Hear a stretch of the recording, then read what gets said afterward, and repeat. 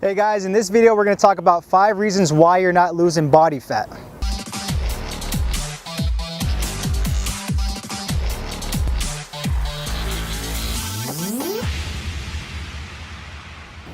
Alright guys, so we're going to start off with number 1 for one of the biggest reasons you're not losing body fat. And this doesn't mean like it's in like the highest priority of order or anything like that. We just put 1, 2, 3, 4, 5. Okay, so the first one is NEAT, non-exercise activity thermogenesis. There's 4 compartments to metabolism. Okay, NEAT is probably one of the biggest compartments on there that you could probably think about when it comes to being in a calorie deficit or looking to lose weight. Because when you think about NEAT, it's stuff that you're doing outside of exercise. So walking around, taking the stairs, doing chores around the house, mowing the lawn. It's stuff that you're burning calories outside of formal exercise or formal cardio. Even Chris talking right now, he's expending calories. And whenever you're typing, whenever you're on Snapchat or Instagram, you're doing NEAT right there. You're burning some calories. So think about it. Besides whatever you're eating calorie-wise, nutrition-wise, and think about how much you're exercising and doing cardio, it's probably not that much calories you're burning throughout the entire day. So you got to think about what you're doing outside of that, how many calories you're burning outside of that. So NEAT is huge when it comes to total daily activity, like taking more steps. So if you're taking 5,000 steps one day, maybe you should try to take 8,000 steps, 10,000 steps, so that you have more non-exercise activity thermogenesis and you expend more calories and then thus lose more weight. Okay, number 2 as to one of the reasons why you're not dropping body fat is stress. Now, raise your hand if you do not have any stress in your life. You're lying. So back to being serious. Stress is a huge factor when it comes to weight regulation, not dropping body fat, the works. And people don't realize that. Some people are just, hardwired to be stressed, and you might not even realize that. I've had clients where they're just always stressed out about everything. That's just their nature, and there's nothing really they can do about that, And another one is too, when it comes to stress, is let's say you hop on the scale every morning to weigh yourself, right? So what do you think is going to happen when you see the scale go in the other direction that you don't like? It's automatically going to stress you out. It's going to frustrate you. It's going to give you that negative mindset. You're probably going to be stressed out all day long. Okay. Now from there, let's take into the consideration the environmental factors that play into stress as well too. So your job, your lifestyle, your marriage, family, kids, all that stuff. What do you think is going to happen if all that stuff just starts bundling up and piling up? You're going to be very stressed out. Your body's going to release more cortisol. Thus, your body's going to retain more water, and the scale's going to go up. You're going to feel tension. You're going to be unhappy. So that is one of the reasons why you're not losing weight. Number 3 for the reasons you're not dropping body fat out of 5 is water retention. So before I get into the details and different things about water retention, I need you guys to understand this from a physiological standpoint, that our bodies are composed of at least 70 to 75% of intracellular water and extracellular water fluids, okay? Majority of that being held intracellular. So there's nothing you can do about that. Our bodies are loaded with water. It's just physiology. Okay, so back to that. What are some of the things that cause these water retentions? Stress, number 1. I talked about that earlier though. But also, when it comes to water retention, it could be such as sleep. If you're getting really bad sleep, you got to understand that when we're sleeping, our bodies deplete moisture. So let's say I'm getting 7 to 8 to 9 hours of sleep per night. I'm going to deplete more moisture throughout the night. I'm going to wake up dehydrated. The scale's probably going to be a lot lower, and vice versa. If you don't get good sleep, then you're going to be holding more water in the morning. So you got to understand that too. That's a huge factor. Another thing that comes to comes to mind when it comes to water retention is different foods. So some foods that are just more whole and minimally refined are going to be higher in volume. So let's say if you ate like a big meal of potatoes or black beans, something with a lot of fiber in it. You got to understand that all that fiber pulls water from your GI tract. So you're going to wake up heavier the next morning, but you got to understand that it's just water weight, that it's going to pass by. That water weight is being stored in your gut, and it's going to pass by. You don't need to freak out. So those are some really just common things when it comes to water retention as to weight fluctuations and why the scale might not be moving. But you guys have to understand the number 1 point that I started off with is that our bodies are composed of 70 to 75% water. One thing that Eric missed out on with water is basically climate and hydration. So if you live somewhere where if you live somewhere, say like a Florida, where it's extremely hot, you're going to be sweating more, right? So the scale some days are probably going to be a little bit lower. Let's say, you know, one day it is just so hot you can't take it. You're just drinking like 2 gallons of water. Okay, so what do you think what's going to happen to the scale the next day? It's going to be up, right? Because you're holding more water. So there's so many different things that play within water retention and keeping the scale up. So you can't freak out about it. All right, number 4, increased hunger. One of the hugest metabolic adaptations that we go through when we are in a calorie deficit, a dieting phase in this case, is increased hunger, okay? There's nothing you can do about it really. It's just a common biological adaptation that happens where our hunger goes up. Now, people have different appetite signals. Some people are wired to the point where they can go for longer durations and not feel those effects of hunger. Some people can't even go an hour or two and sit there and be hungry. So we do have different appetite signals. I really do strongly believe that. Another thing is, you guys got to understand the hormone ghrelin, which is the hunger hormone, it goes up, okay? And then the opposite hormone, which is leptin, which signals our brain when we're full, goes down. So you got to understand hormones play a role in that as well as increased hunger. Also too, Chris missed something on when it comes to increased hunger. See, like now I have to get him back for this, but he missed a really big one. And when it comes to sleep, so if your sleeping is really, really bad, those hunger hormones such as ghrelin and leptin are going to be offset and they're going to increase. So the next day you're going to have, you know, increased hunger and you're going to be probably wanting to snack, binge, just out of control. So that's one point he missed. Let me play off little brother right here, okay? So I forgot one now too. So stress is another huge one. So if you're chronically stressed all the time, that usually leads to you wanting to binge, wanting to emotionally eat, wanting to stress eat. What's going to happen there? Scale's going to go up the next day. All right, guys, number 5.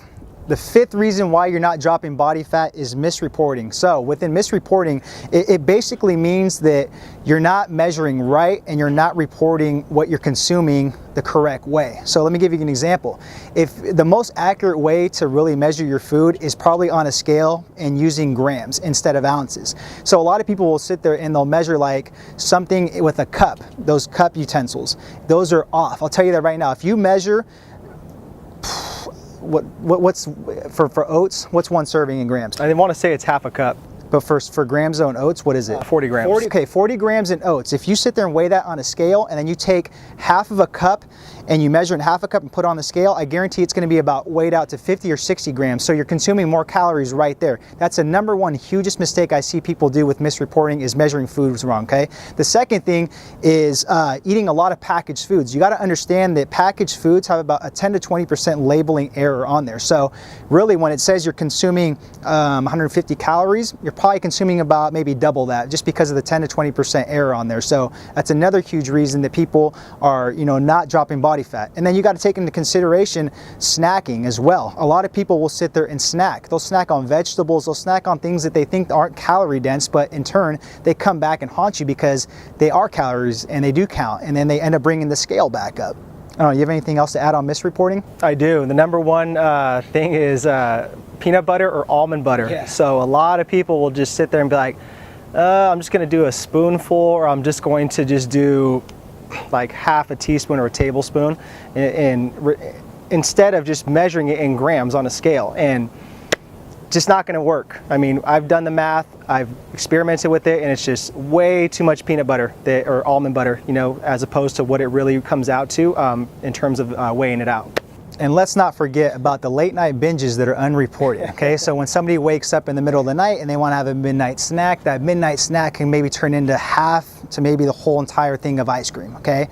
So there's a lot of reasons why misreporting plays a role of you not dropping body. You guys want to be on video?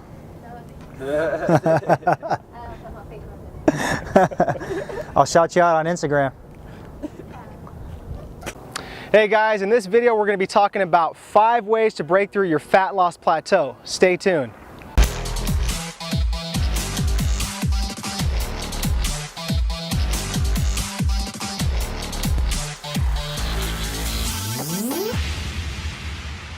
So if you guys don't remember, we did a video on 5 reasons why you're not losing body fat.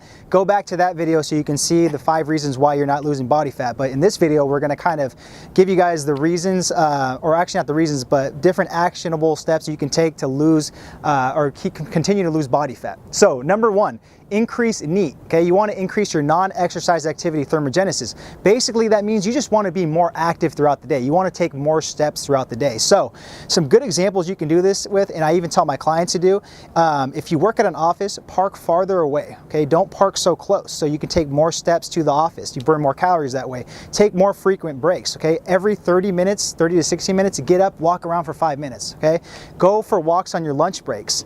That's another way you can expend more calories. Take the stairs instead of the elevators. You guys are going to burn more calories that way. The name of the game is just being more active so you guys can burn more calories through non-exercise activity, thermogenesis, and activities. Okay, so the next one to break through your fat loss plateau is stress. So I talked about this in the prior video. I gave you guys a lot of examples as to why stress is, causing you guys to not lose weight. So some solutions to, overcome stress and even possibly monitor it. I don't want to say that you can overcome stress, because I think that the society we live in, no matter what, we're always going to have some sort of stress, and we just have to kind of just, accept that and just, control what we can and not stress what we can't, right? So one thing you could try out is meditating. And this could be, part of your morning routine where you start off for 30 to 60 minutes of your day. I would even say even 10 minutes to just meditate, be in a quiet room, gather your thoughts, do some deep diaphragmatic breaths, and then go on with your day. And there's a lot of apps for this too, so try that out. Another thing you could do is, just when you're feeling stressed out, and this is what I personally do when I'm stressed out, is I get up, I go for a walk, 10 to 15 minute walk, I pop on a podcast or a motivational video, and that's pretty much it. That clears my head, that brings my cortisol levels down, and I am good to go. I'm good to return back to where I need to go. So try that out. If you guys are stressed, pop on a podcast, do a motivational video, just take your mind off that stress as much as you possibly can. Another thing you could do is probably just try calling a mentor, try calling, your support system, talking out the problem. That's always a good way to do that as well too. And then the last thing you could do is go to the gym. Release that stress, take it out on the weights, beat up the weights, hit a punching bag, anything. That's a very, very good way to just alleviate some sort of stress. Let me add something to the stress too. I think that having a wind down routine is really important. We're so wired and just like crazy throughout the day with work and everything like that. I think we have to have a wind down routine, and that could be so many different things. And I know some of you guys may be offended by this, but have more sex. You know what I mean? Have more sex, just wind down, release. Number 3 on how to break through your weight loss plateau is to accept water fluctuations. Now, I told you guys in the past video that from a physiological standpoint, start off by understanding that the body is composed of 70 to 75% water, intracellular, extracellular, okay? So our body holds a ton of water, and just accept that. You have to understand that concept. So a couple other things you can do to kind of, minimize the whole fluctuations within water is keep your sodium levels the same. All right. So if you're just, eating something that has a ton of sodium out of the blue, what do you think that sodium is going to do? It's going to increase your blood pressure, increase, water retention. So the scale is going to go up. So try your best to just keep sodium to the same levels that you do on a day-to-day basis. Same thing goes for fluids. Try to keep your fluid consumption to the same levels that you do throughout the day and throughout the week. Another thing, sleep patterns. I told you guys before in the prior video that when we don't, sleep very well, our bodies hold on to more water. Vice versa, if we get sufficient sleep, our bodies deplete more moisture. We wake up lighter and depleted. So try to keep your sleep patterns the same way as you have been, for the same weeks, the same months, all that stuff. Another thing when it comes to, water retention is, stress. Try to minimize your stress levels. I know it's very difficult to do that, but I touched upon that on number 2. So just try to bring the stress down. Try to use some of those concepts and little bullet points, suggestions that I gave you, and just accept the whole thing when it comes to water retention. Number 4, manipulate hunger. So we talked about in the past video that increased hunger is one of the biggest reasons why you're not losing body fat, okay? So to manipulate hunger, there's so many different things you can do, but it's not gonna be guaranteed, written in stone, that it's gonna work 100%. It's something you have to experiment with and see how you actually deal with it and if you respond well to it. So some good ideas could be playing with meal frequency. Okay, you could have either 3 to 4 larger meals, or you can maybe have 5 to 6 smaller meals and spread them out, you know, throughout the day and eat more frequently. That's one thing you could do right there. Another thing you can do is eat more satiating foods, right? So protein is the number one satiating food that you can consume. So maybe you have slower digesting foods as far as protein sources. So things like cottage cheese, things like steak, things like eggs, those are very satiating foods. And then if you want to go into the carb sources, maybe you have things like potatoes, maybe you have things like sweet potatoes, rice, oats, things that are going to hold you off for a lot longer. Another trick that you can do as far as manipulating hunger is either doing some sort of non-linear dieting. So you'll have maybe 2 or 3 refeeds within the scope of a week. So you have higher carbs for 2 to 3 days and you have lower carbs those next 3 to 4 days. Okay, that's another thing to do. You could take more frequent diet breaks so you can actually bring your leptin levels back up, your hormones back up, take a break from just dieting psychologically, physiologically. There's a lot of things you can do, but like I said, you guys have to experiment with them and see how you respond to them. All right, guys. Número 5, that means number 5 on how to bust through your fat loss plateau. So we talked about in the video that misreporting is a huge issue in inhibiting your weight loss, right? So how we correct misreporting, basically, the number one thing is being correct and more accurate with weighing your foods. And like I talked about, you have to weigh your foods pretty much in grams, okay? If you sit there and weigh it in, you know, the cups, like the ounces and stuff like that, the measuring cups, it's gonna be so off. It really is, guys. So just bite the bullet and just take my word for it. I've worked with a lot of clients, I've done it myself, that weighing in grams is the most accurate way you could pretty much not misreport your food. Another thing is just switch from packaged foods to whole and minimally refined foods, okay? The error on packaged foods is about 10 to 20%. So you're eating more calories when you have packaged foods. They have more salt, more sodium, you know, more hidden fat, stuff like that. If you eat whole, minimally refined foods, they're going to be more calorie dense. They're going to be more correct and accurate within the calories. So you're probably better off just sticking with whole and minimally refined foods. And then think about this rule of thumb, an 80-20 rule of thumb with the fiber goal. So you should have definitely a fiber goal, okay? It would vary depending on size and weight, anywhere from 20 to 40 grams on male, female, but have a fiber goal. That means that you're taking in whole, minimally refined foods by default. You're including fruits and veggies, okay? And then the 80-20 rule is basically have 80% whole and minimally refined foods, 20% foods that are non-traditional, foods that you guys like, that are semi-junk food that you have preferences for. Anything I missed on misreporting? I think he pretty much covered everything, guys. So, one thing I forgot, guys. The snacking option, the snacking thing. Yeah, well, so with snacking and like the unreported binges that I talked about is one of the issues in the last video, is why you're not dropping body fat. So with that, remove the trigger foods out of your guys' pantry. Seriously, just make it easier on yourself. If peanut butter is a trigger food, just get it out of your pantry. Don't make it so hard for yourself. Just get it out of the pantry. Just trigger foods. That's it. Not that hard. Thank you so much for watching our video. If you need help transforming your body, your health, and maintaining your busy lifestyle, make sure to click the link below and fill out our personal one-to-one online fitness application, and let's talk.